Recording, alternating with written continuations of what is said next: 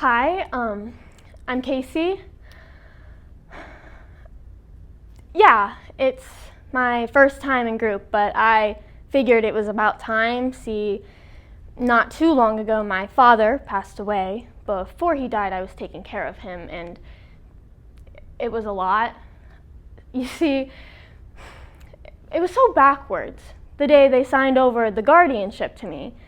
Never in my life did I think I'd be the legal guardian for my own father, but there we were. It was the first time that I'd seen him in 10 years. Caring for a parent suffering from dementia can feel impossible. Caring for a father with dementia who abused you as a child is impossible. The Privilege to Forget by Samuel Kirby. You should understand a few things about my relationship with him. One, I would never call him Dad. It was just my father or Patrick. Two, I was really hoping I could go the rest of my life without seeing him. And three, it was early onset dementia, stage 4. That day that I saw him, and he had no one to turn to. I could have let him die alone, but some part of me didn't let me do that. I left the care center with an informational pamphlet, the pen that I used to sign the documents, and the husk of my father in the back seat. That week, I had this dream. I dreamt that I came home from the bar, I walked in the door, and Patrick was crumpled at the bottom of the stairs, dead. Seeing him like that was a very conflicting feeling for me. The second week of caring for him was easier. Groceries, medicine, laundry, I did what needed to be done for him, but not much more. He didn't deserve much more. The next week, he started struggling more and more, getting confused. Sometimes he forgot he had dementia at all. Whenever he remembered, his face sank in this horrible way, like there was nothing left in him but fear and dread, like he knew he was dying. Week 3, I had another dream. I was 12 years old again, sleeping in my bed. My window was open, the crickets were chirping outside. It was one of those lovely, cool summer nights. The thing I remembered most were the fireflies dancing outside, flickering. Or really, I think that's what I wish I remembered most, because really, I remembered Patrick slipping into my room and closing the window, lowering the blinds. I remember him drunkenly swaying while I laid deathly still, hoping like an opossum that if I played dead, he wouldn't notice that I was there. But that was stupid, wasn't it? The thing that I really remembered most was him undressing my clothes and fondling my 12-year-old body.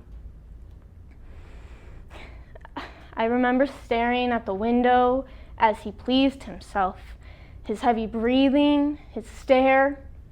I just tried to watch the fireflies through the slits in the blinds. And then I woke up to care for him. I fed him cereal. When I took him in the next day, the doctor said he had officially entered stage 6. He was progressing faster than ever expected. I had took him on a walk, holding his hand as we went. We were talking about the blue jays in the trees when he called me Mom. It was so strange, so backwards. Week 4, I had another dream. It was something of a blurry memory, really. I was 8 years old again, sitting at the table. Patrick sat across from me. He looked kinder back then, but maybe that's just the way I want to remember it. We were drawing together at the kitchen table. We both doodled a tree. His was sketched out and beautiful with the little nest at the top. Mine looked like broccoli, but he loved it. When I finished my drawing, I realized that I was dreaming, and it had occurred to me that this was it, my good memory with him. Then I woke up. The next day, I told him we should draw together, and he liked the idea. I drew my tree with loopy leaves, a gnarled base, as well as a couple bluebirds flying around above. His looked like a blurry carrot, but I applauded him for it because he seemed proud. And then he just says, "Mom." And I say, "Yeah," and he says, "No, you're not Mom." And he gets angry. I tell him to calm down, but he's yelling out for his mom, frantic, and he flings his coffee all over the drawings. No, you spilled on the drawings? Patrick, what did you do? You stupid, pathetic piece of shit! I just wanted one good memory. You ruined the rest. You took away my childhood, my innocence. Look at me, Patrick. At least look at me, because in a few hours' time, you won't even remember this happened. I hate you.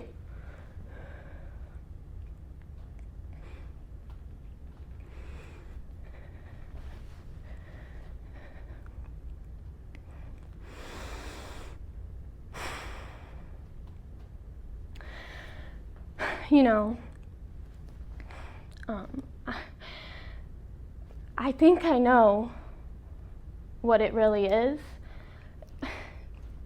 It's that I'm jealous. I'm jealous of him. He gets to forget, and that's a privilege that I don't think I will ever have.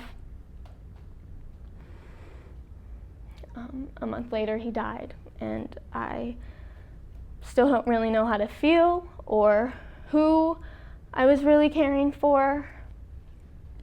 I don't know if I was caring for Patrick,